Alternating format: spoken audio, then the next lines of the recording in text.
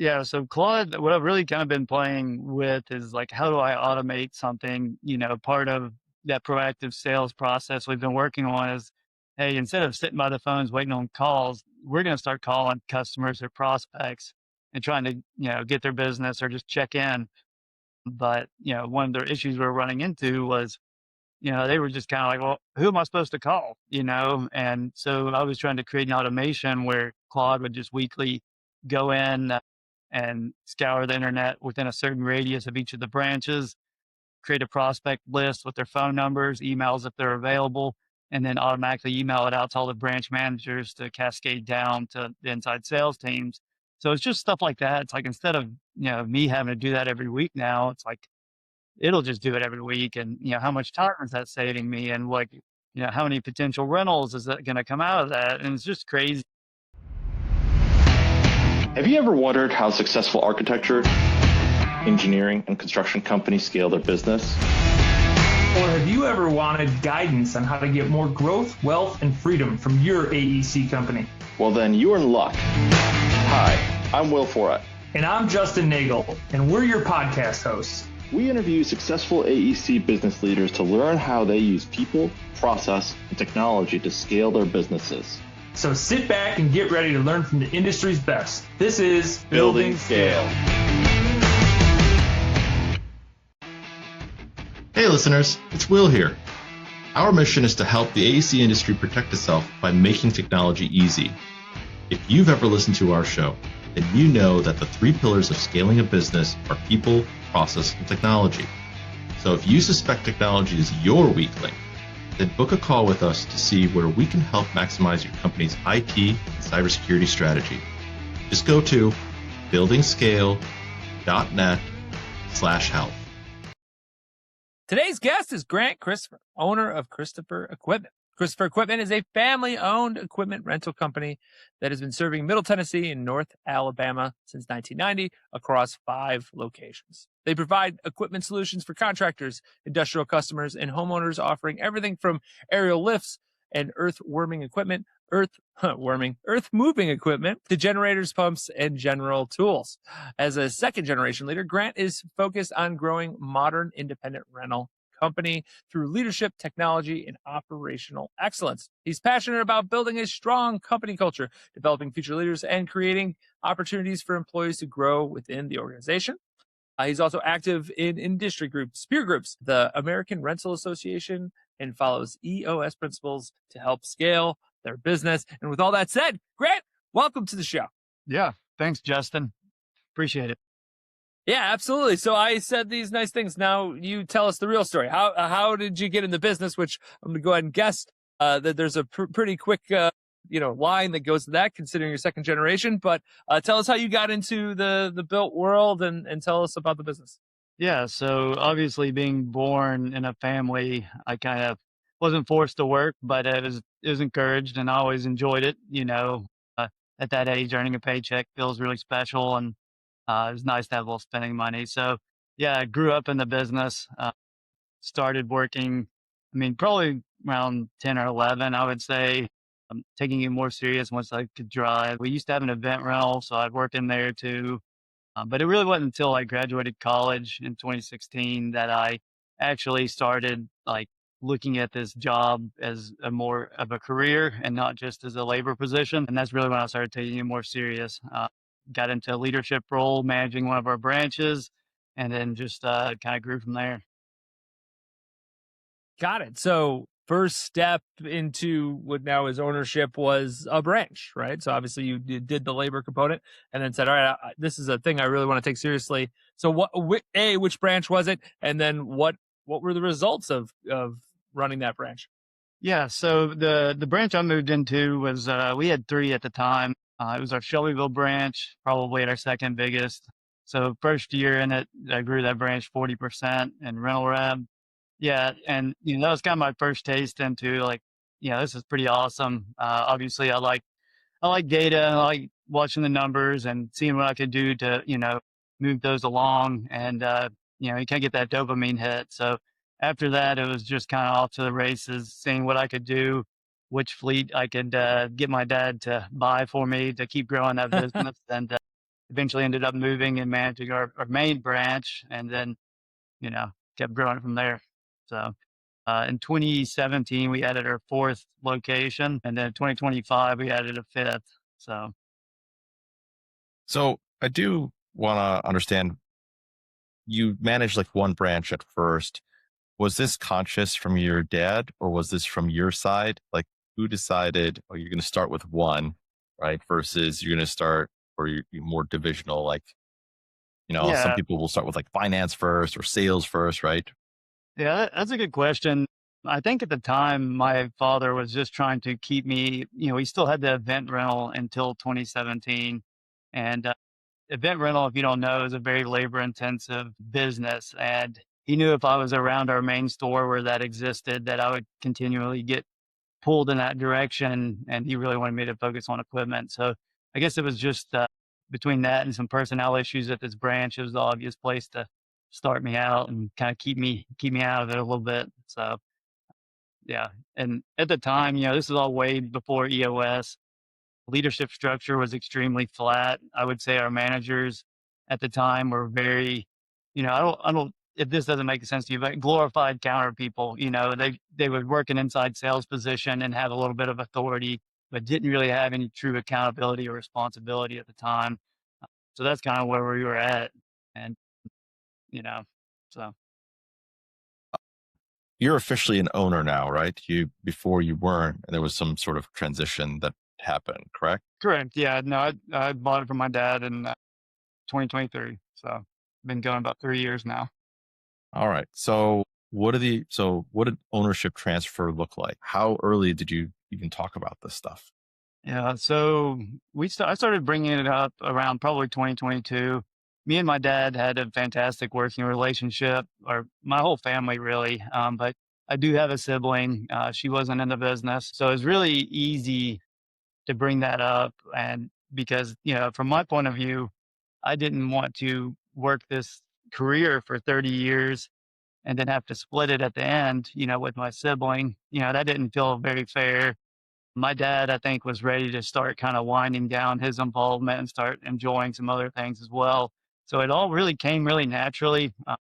I see this issue coming up in my peer groups quite frequently because a lot of rental businesses are multi generational businesses, and that transition doesn't always go so smoothly, especially if there's multiple siblings involved, or sometimes the dads aren't quite as easy to work with. So I was definitely blessed to have such a good family to work with. All right. So ownership transition happened. Was it all at once, or was it sort of in pieces? Yeah, it was all at once. I could go into some of the particulars, but from a tax perspective, you just have to figure out how can we do this legally and pay the least amount of taxes.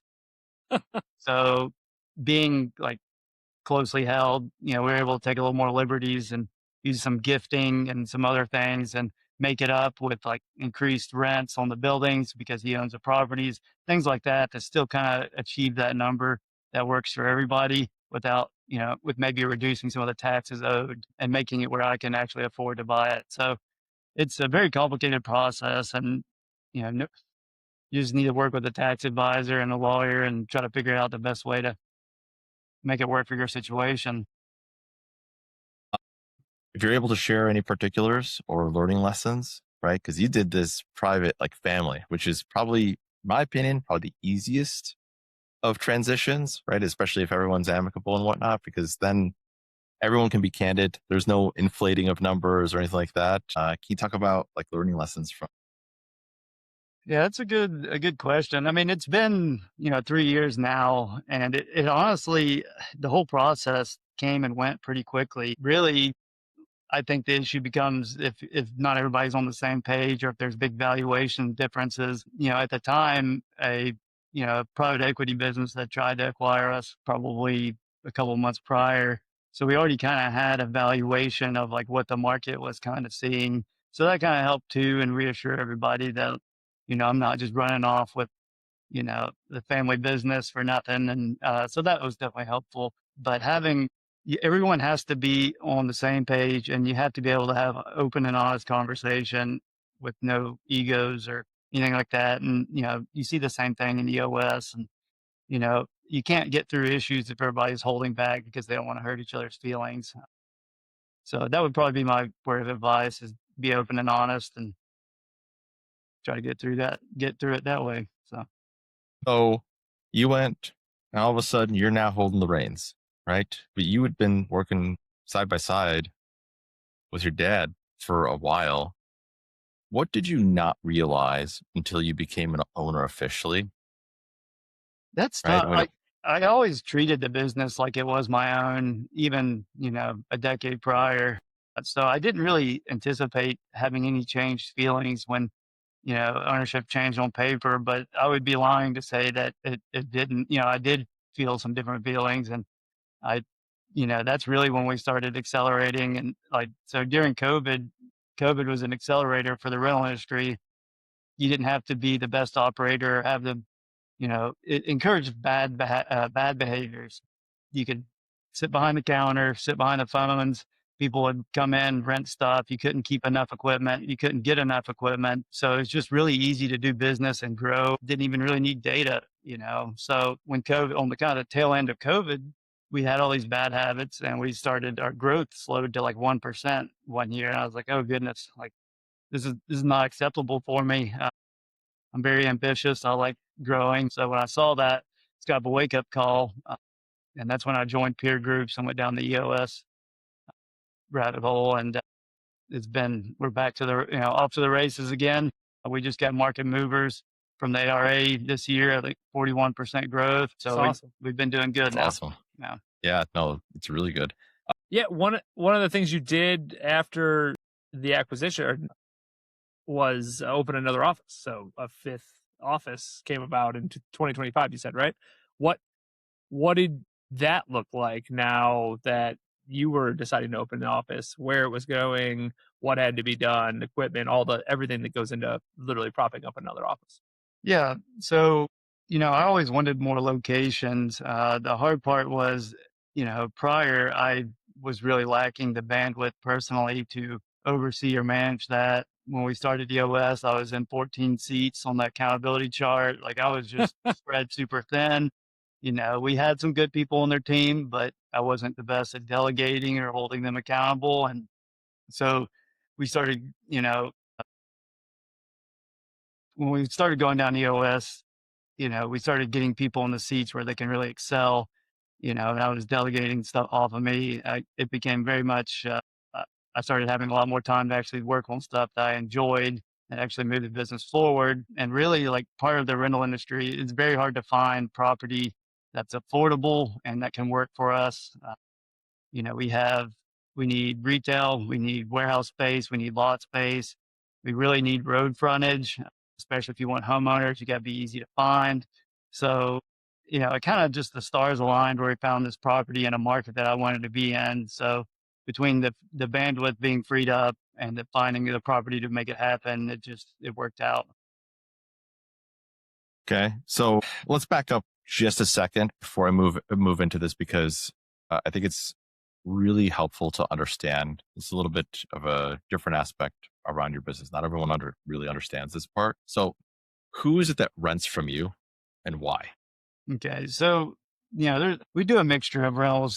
So most of our customers are contractors, but we do also rent to homeowners, municipalities, factories, things like that. Our target customer is mid-sized commercial contractors. So, who you want to target depends on some of the fleet mix you have. So you got to have the right fleet to target those customers. Some of the homeowners, like location really matters, where if you're targeting contractors, you can kind of be off the beaten path. It doesn't matter as much because you use like outside sales and stuff to reach out, build those relationships, and then you can deliver equipment into their job sites. So, we kind of have a mix still. We've been transitioning a little farther away from some homeowners and more into the contractor business since, post COVID. So, yeah. Okay. So you said you're moving away. Are you saying that you're going to completely depart from that industry? You're seeing that going more to commercial is the better way to go? Or are you saying you're still going to keep some? No, will still serve the homeowners, but I really think kind of that market has been slowing down. I think there's less homeowner people that actually own homes now because home ownership is really expensive. There's probably more renters. They're not going to be doing projects to their apartment or whatever. So I think to continue growing and get where we're trying to go, we need to target these contractors because, that's where the money's going to be. Okay. So So when you do, I wouldn't say a pivot. When you start focusing more on that demographic, what have you done to hey, like this is who we're trying to chase? If that's internally messaging or external messaging, what does that look like? Yeah, well, first part is, part of EOS is actually putting on paper who your target customer, identifying who it is, Yep. and then having it shared by all. So first we had to sit down as a team and say, like, who do we actually want? So we did that. And then, at the EOS rollout meeting and all of our quarterly state of the companies, it gets reiterated to our employees who we're going after. So as far as on the business side, we started shifting our fleet mix to appeal to more of what these contractors are going to be looking for. Added more telehandlers, booms, things like that. So we started shifting our purchasing for that, and then we started adding in outside sales for the first time for our business, and that kind of ties back into we're turning our business into a proactive sales organization, not just a reactive sales organization. So between a couple of those things, it's really increased our contractor spend with us. Makes sense. Okay. So I want to pivot because when we talked to you before, there were some changes that you had to make.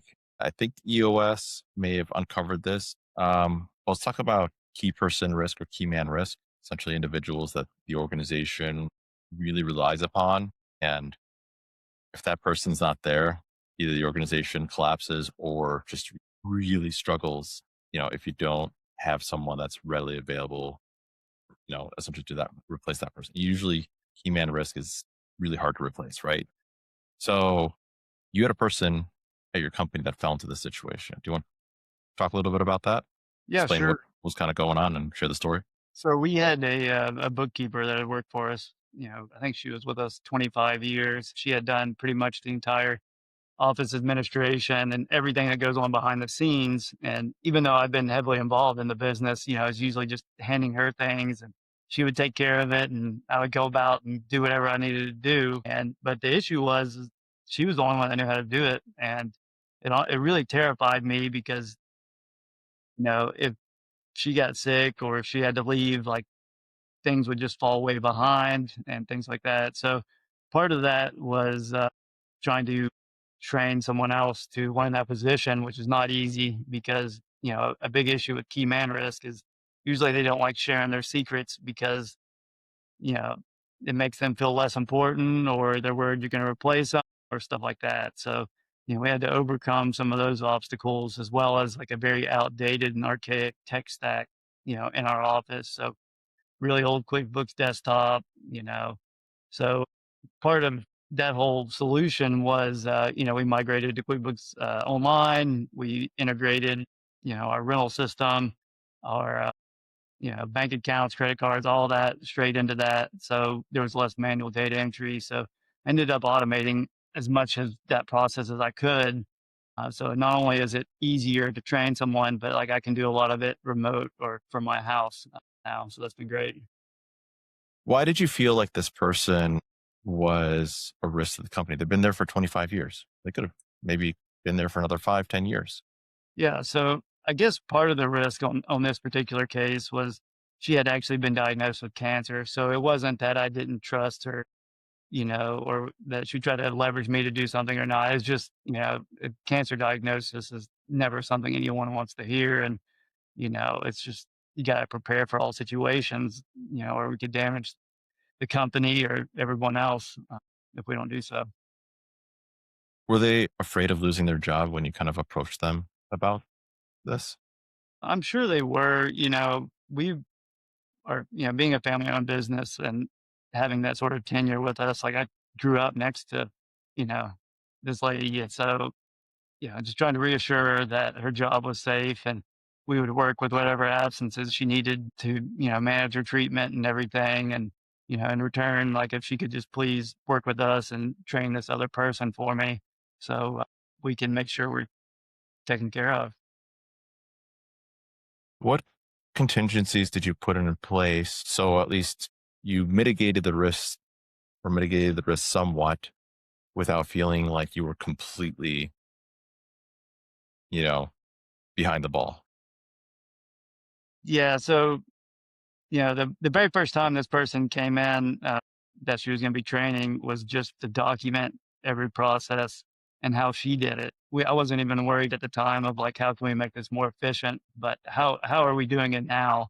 So I can look at this SOP and follow the situation and, what days do we need to do what? So the first part of it was just documentation of current processes.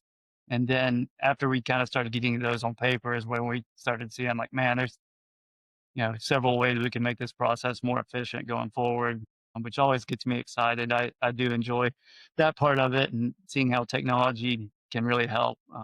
So, yeah. And obviously, this is not something that happens overnight. When I don't know if they're with you, if they're with the company still, or if they're still on working with you, but what happens with the part timers or whoever you're sort of helping fill the role with, right? Do they? What's the promise to them, right? If you're doing something that's part time on a part time basis, what's the promise to them? Yeah. So in this particular case, it was my brother-in-law. So I had plenty of other work for him to do when he wasn't actively working in that role. So he's a big data guy. So we had a bunch of, projects where we're diving into some of our data and seeing what we could do. So yeah, I had plenty of work for him to do. So this particular case was easy. Okay. You keep talking about data. You've said it multiple times that you like diving into data. What data are we talking about? Yeah, so there's a ton of data in the rental industry, and the hard part is it's almost overwhelming, or getting it and getting access to it can be a pain. So, we use a couple different things like Power BI to kind of aggregate some of this data into dashboards of stuff we regularly want to see. So we have that plugged into like our rental system called Point of Rental. We have some QuickBooks data feeding into there. So that was one thing we've done. Rouse Analytics is some fleet data as well as rate data, what the market's doing. So there's a couple different sources now that we start to look at of things we want to see. The hard part is like as soon, when you first start diving into some of this stuff, if you put crap in, you're going to get crap out. And so we had a lot of that cleanup to do, when we first started looking at this. So it's just been a never ending thing, but we're finally getting it to something that I'm pretty proud of. Okay, awesome. There was some other people issues that you talked to us about, and EOS kind of shows this. We call it RPRS, right person, right seat, Right. or wrong person, wrong seat, right? Depending on what part. Do you want to share your story or stories about what sort of EOS helped uncover in terms of you might have had like high performers, right? And how do you deal with high performers that might not be the right fit for your company? Yeah. So that was tough, back before EOS. And, partially, there was some bad habits from COVID of like, we'd take anyone with a pulse that wanted to come work for us because the labor market was just tough out there. But so coming out of that and kind of seeing, we did have a toxic high performer and a sales position, and you do worry kind of what damage will be, your business will take if you get rid of them, because there's a lot of, long-term relationships there. I mean, this is a very much relationship driven business. We get repeat customers daily or weekly. It's not like I sell them a car and 4 years later they might come buy another car from me. So it was pretty scary because I was worried about, especially at our main branch, what kind of damage this could have on our company. But I didn't, I'd make every excuse in the book of why. I'm like, oh, that's just the way he is, we'll just deal with it. But, you don't really realize what kind of effect that has on your team, and what they see is like acceptable, because you have these rules and standards, and then you turn around and let someone get away with it. So, eventually it came to a head, and I just had to get rid of. And obviously, we did see a little dip in business, but we quickly made it up. The team was happier, and you start to realize that like there's a lot of good people looking for jobs out there. And as bad as it sounds, everybody is replaceable, and that kind of like once I had done that, is like, okay, yeah, like I'm not gonna put up with a toxic environment anymore. Like I want to enjoy coming to work. My wife doesn't want to hear me come home and complain about this guy. So now, it's a kind of, if I keep talking about someone, then it's like, okay, time for this guy to go. If they keep coming up in a conversation for something bad, it's time to let them go and let's move on and get someone good in. So, Can, can you, how would you define toxic performer, or how would you spot a toxic, what does that actually mean to you? so yeah, that's a good one. I would say, so a toxic high performer means on paper, they perform very well. Their sales are up, and or whatever metric they're judged by. On paper, they perform very well, but would do people enjoy going and working next to them? If I go send someone to go help that guy, are they going to be mad at me that they had to go work with them? I mean, if you start asking those kinds of questions, or if you feel that the same way, then you got an issue. Um, like you should like working with everyone in your organization, at least to some degree. And if you don't, then that's a good identifier. Okay. So you learn from that. How are you, have you identified, or, did you identify others, or was it just a one and then all good? No, I mean, yeah, we've really cleaned up the staff in the last probably 2 years. It's our standards are very high on who's on the team now. So I would say probably 5 or 6 since then, but that's just like the one that sticks in my head. And how are you preventing this from happening in the future? You said you cleaned up. So then how are you preventing, we'll say, bad apples or toxicity from coming in the house? Well, okay. So part of our, we use Culture Index. It's like a personality survey as part of the hiring process. So the first thing we do is determine, for this position, what is the ideal like survey type or survey types. So we surveyed every applicant and see like, do they have the right traits to be successful in this role? And then, so that's like the first filter. And then we look at the resume, and then we have a pretty good interview process. Uh, so we can weed them out there. We preach our core values and our three uniques in every interview, see how they respond, ask them questions, maybe regarding how they've exhibited some, one or two of our core values in the past. And so we've just done really good with that. I we had just posted a job listing for an outside sales rep, another position we're trying to fill. And, so I knew which kind of survey type I was trying to target. So I put that survey type in AI and said, write, this job description that appeals to this certain survey type, because certain words will get, you know, you excited or me excited, but would scare somebody off or whatever, like there's certain language you can use to target certain people. So that's the first step. And we had a lot of applicants of that survey type. And I had 5 interviews Monday. Two of them said something, they said, your job posting really spoke to me. And I was like, yeah, That's the yeah, point. it's on purpose, you know. So it's just interesting. So that's kind of like how we're doing better at getting the right people in the door to begin with. And then our culture and our standards, do the rest after that. You said survey type. Can you explain more? What do you mean by that? Yeah. So Culture Index has different like survey results, and so they're kind of complicated to read, but certain patterns are, you could be an architect or a tech expert or a persuader or whatever. Like there's probably 20 something up. And, I took like a 2-day training to learn all this stuff. So I'm not going to do a good job explaining it right now. But the idea is you kind of know what general traits are going to make someone successful in a certain role. So you try to match up the types with, the job you're trying to fill. Right. So different archetypes will help in different positions. Like You want someone that's like a hunter in a sales position. So there's Correct. like three or four different go-getter Yeah, you want type of someone, personalities. aggressive, competitive, but also loves networking and talking to people. So some people love that role and they just get energy when they go in a big crowd and meet everybody.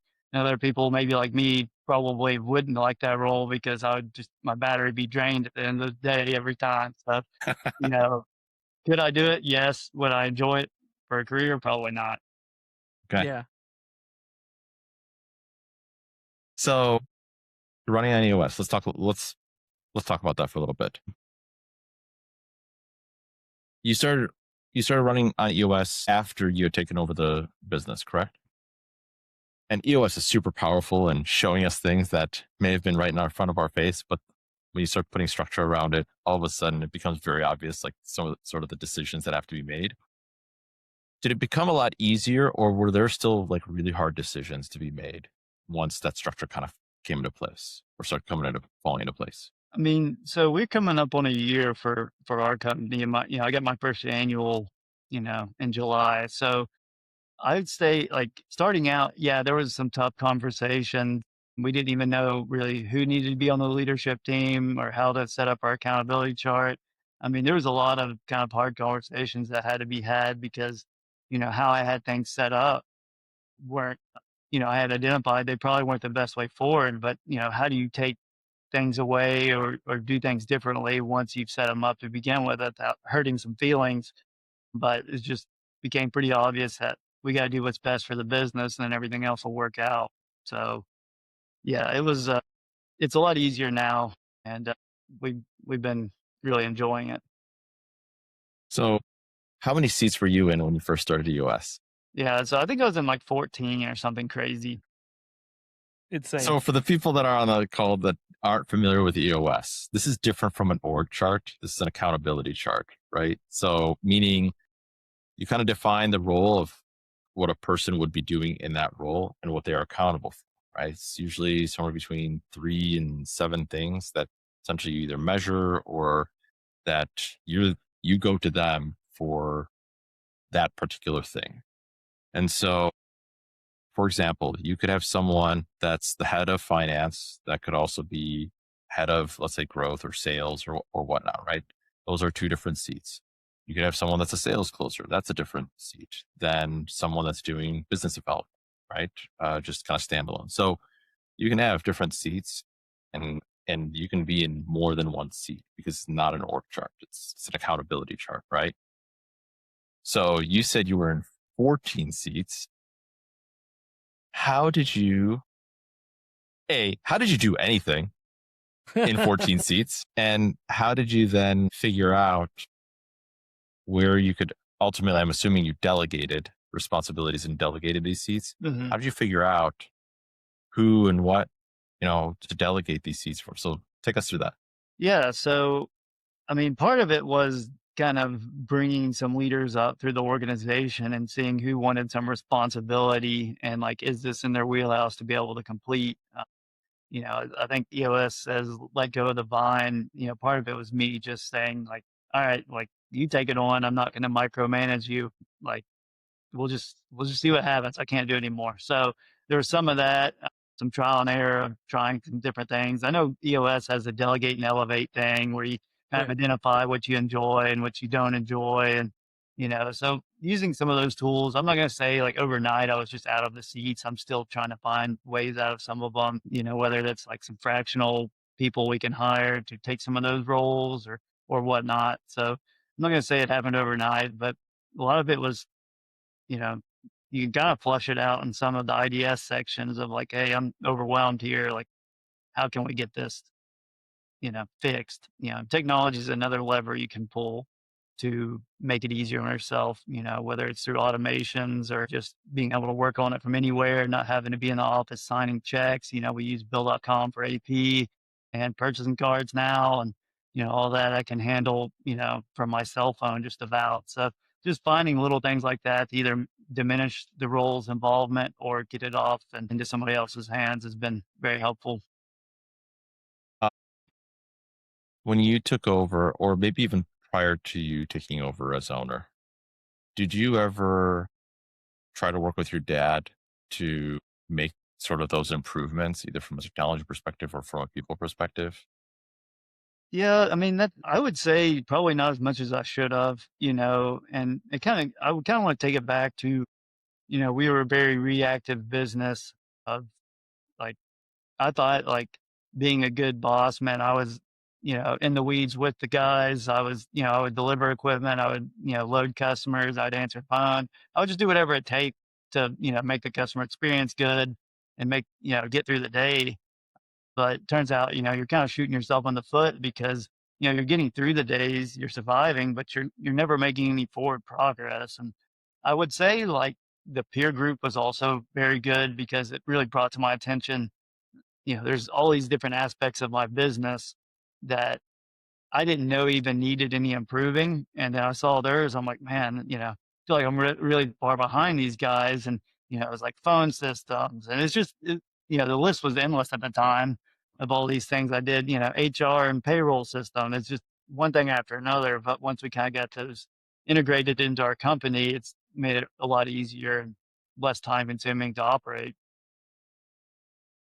Did you work on like people first and then technology, or process first, or was it all at once? Like, how did you figure out where to focus, and what did you focus on? I mean, going back to the drinking from the fire hose, I'm pretty ambitious on what I try to take on. So I think like by the next meeting 6 months later, I was caught up mostly on some of the technology that I was behind on. So I really just everything, I guess. Yeah. Obviously, the people side, not as fast. Am I correct that those changes didn't happen immediately because, No, well, it's people, or yeah, and then kind of opening that new store, that was a big hiring event, and I got a really great manager that's now a regional manager for me, and so that was another like really rock star player I got on my team. And so yeah, I'd say the people's been a little slower to add because sometimes you don't know there's a rock star out there until you just happen to be hiring, or you do finally get rid of that toxic performer and you're like, oh wow, there's tons of great qualified people out here. Why was I putting up with that for so long? And yeah, so it's been a little slower, but I've been really happy with our team. The so not big as many? comfort, yeah, the big Yeah. comfort is the trick, right? Because it's like I'm so comfortable with the person that is here, even if they are rough on the edges, or however you phrase that. It becomes this fear that we have, and then when you go to market or you go out there, you're like, wow, there's like tons of people out here. What's it like? Yeah, what was I thinking here? And starting now the people analyzer thing, I think we've done those twice at this point. That's been really helpful because, you get your core values and then you sit down and you rank that person on the plus, plus minus, or a minus on these different core values and like what is our bar. So that gives us like kind of something to measure off of. I was like, okay, this guy was below the bar this quarter. We need to have some coaching with him. And then next quarter, hopefully we get him above the bar. So it's a little more objective way to kind of like, let's sit down and think about this of like, are they really like representing our core values most of the time, or is it only every now and then? Yeah, no, that makes sense. Removing the many seats, obviously changing technology, changing other personnel is occurring. Process components, like a documenting of process. It sounded like that was happening certainly with the key person thing that's happening. What about other parts of the business? Have you gone through and documented every process in the 1 year that you've been part of EOS? Yes, I would say we're way better than we were. That my issue with process, and I think a lot of people probably have this, is it's one thing to document, it's another thing to have it followed by all. That's the hardest part. Is we can Yeah. go, in the age of AI, writing up an SOP takes 10 minutes now versus like a couple hours before. So it's really easy to kind of crank these SOPs out and put them around, but getting that followed up by all component of process is probably the most difficult spot, especially when you're trying to like make some changes to well, this is the way I've always done it, kind of deal. And so, yeah, we still struggle a little bit on that part, but it's, we're improving. So you had mentioned AI a couple times. So obviously utilizing it for process building or at least the, some component of it. And then and I forget what you said else about AI, but like, are you having not just you using it, but is it like the entire team using it? What is AI? Where's the AI strategy that you guys are utilizing? Yeah, so that's funny you said that. RL10 earlier this week, I had just brought up that I think we should do a Claude Teams, get everybody on the leadership team a Claude account with their Claude Teams product because, like, yeah, I think I use AI pretty often, but I know there's plenty of people on my team that don't, and there's no telling like what we could be missing out on if we're not even just like trying to use it some. So my plan was to get subscriptions for everybody on the team. So then maybe they'd be more apt to start trying to integrate it into their, daily work. So yeah, it's been pretty mind blowing to get into Claude, especially when you start, attaching connectors and letting it draft emails and get into your Google Drive and do all this crazy stuff. So still exploring down that path. But, prior to that, it was very much, SOP generation, email, anything that would save me some time from having to draft it out myself. That was kind of, maybe a little data analytics at the time. So it's been evolving, and I'm trying to consciously work on that. Are you having it do more true AI components compared to give me an answer for a thing or here is the process I want you to follow? Or is it more of that stage for Claude? Yeah, so Claude, what I've really kind of been playing with is like, how do I automate something? Part of that proactive sales process we've been working on is, hey, instead of sitting by the phones waiting on calls, we're going to start calling customers or prospects and trying to, get their business or just check in. But, one of the issues we we're running into was, they were just kind of like, well, who am I supposed to call? And so I was trying to create an automation where Claude would just weekly go in and scour the internet within a certain radius of each of the branches, create a prospect list with their phone numbers, emails if they're available, and then automatically email it out to all the branch managers to cascade down to the inside sales teams. So it's just stuff like that. It's like instead of me having to do that every week now, it's like it'll just do it every week. And how much time is that saving me? And like how many potential rentals is that going to come out of that? And it's just crazy. um, you don't have to have it doing the most complex tasks, but some of those time-consuming simple tasks, you'd be surprised like what you can automate knowing no coding knowledge or anything. It's like the new coding or the new code is almost English, just Yeah. talking to it. How how are you then tracking those components? Is it through the CRM or like, because this is a thing we weren't doing before. We were just sitting around waiting, right? Now it's like, well, now we're gonna be more proactive. So like how many of those new rentals come from proactive approach?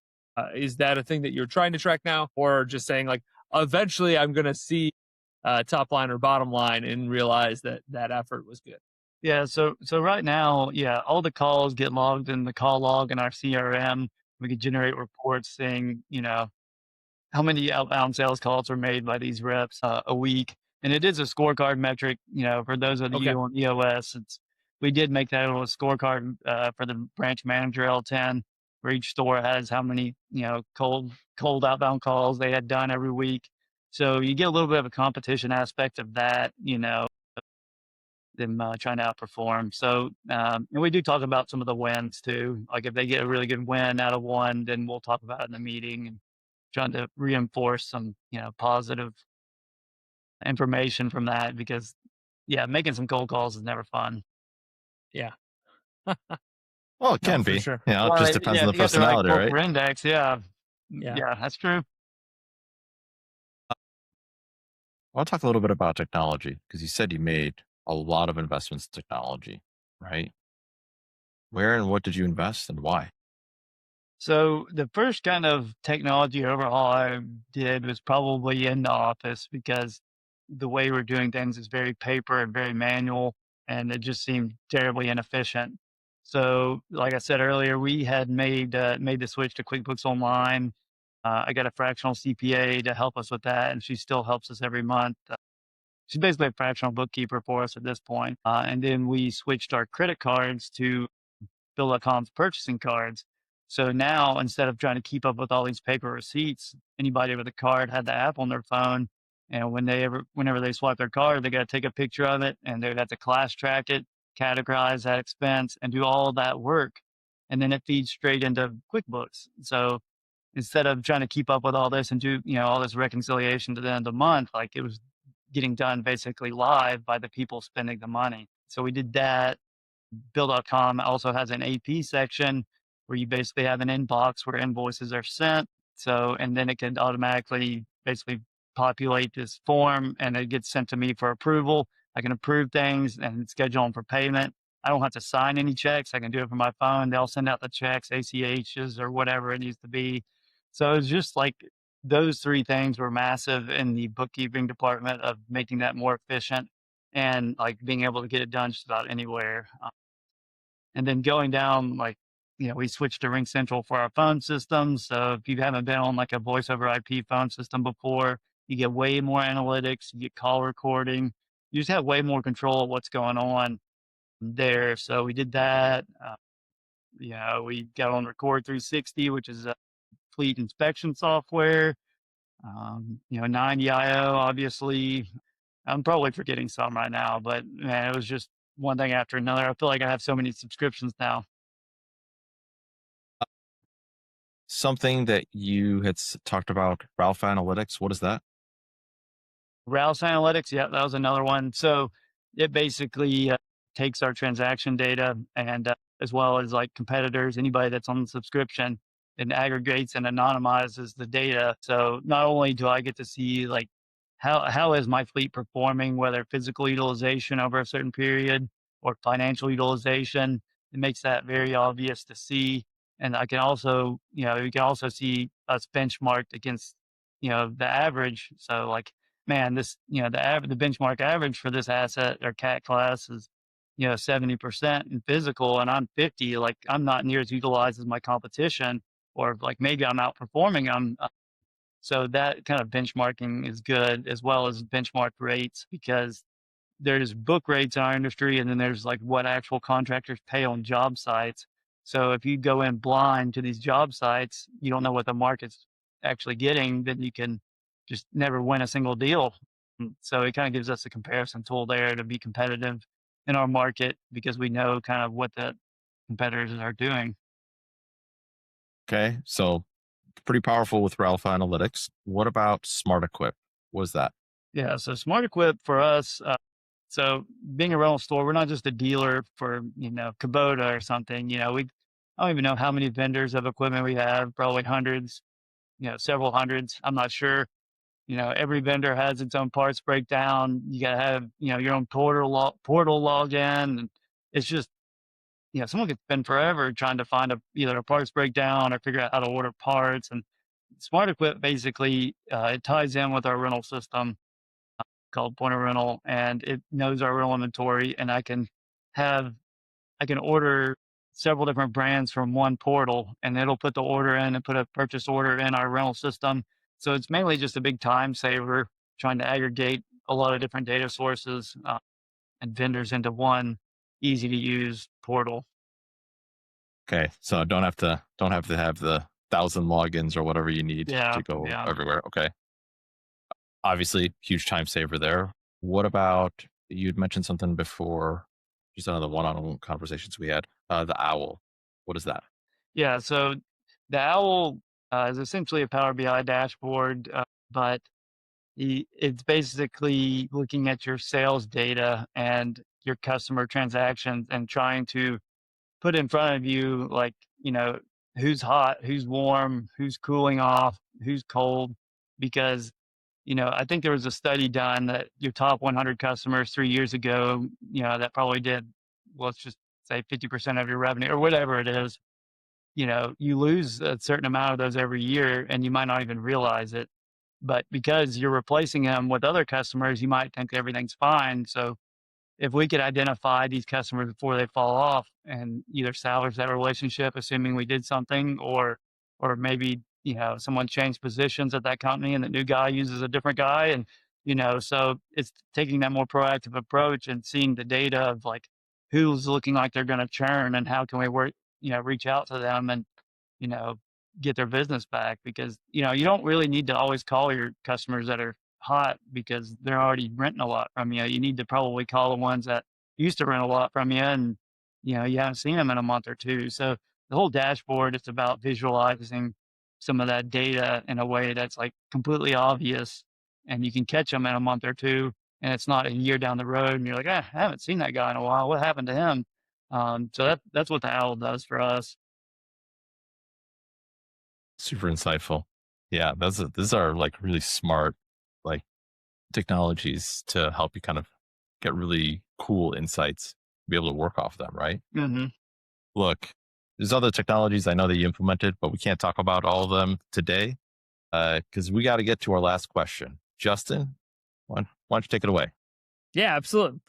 Grant, if you could go back 20 years, what advice would you give yourself?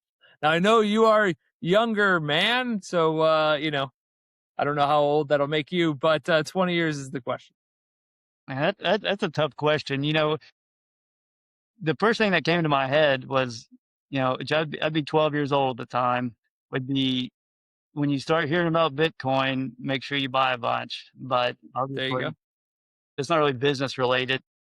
No, I think if we try to keep it business, you know, work hard, try to learn from your peers, get a mentor as early as you can, and just keep an open mind, because there's just so much to learn out there, and it's all super exciting. Okay. No, mentors. I feel like we talk about mentors a lot on the podcast just because it's a thing that those that don't have one or have a couple are usually missing out on pieces that would come a lot quicker to them. Oh, 100%. Yeah. Awesome. Well, this has been a ton of fun. If somebody wanted to get a hold of you, what would be the best way for them to do that? Probably on LinkedIn, or you can shoot me an email at grant@christopherequipment.com. Okay. And then is there anything else you'd like to tell the people before we say our goodbyes? I appreciate the invite on the podcast, and hopefully I provided some value for you guys. Awesome. All right. Well, listeners, I hope you had as good of a time as we did. And until next time, adios. Adios. Thanks for listening to Building Scale. To help us reach even more people, please share this episode with a friend, a colleague, or on social media. Remember, the 3 pillars of scaling a business are people, process, and technology. And our mission is to help the AEC industry protect itself by making technology easy. So if you think your company's technology pillar could use some improvement, book a call with us to see how we can help maximize your IT and cybersecurity strategy. Just go to buildingscale.net/help. And until next time, Keep building scale. scale.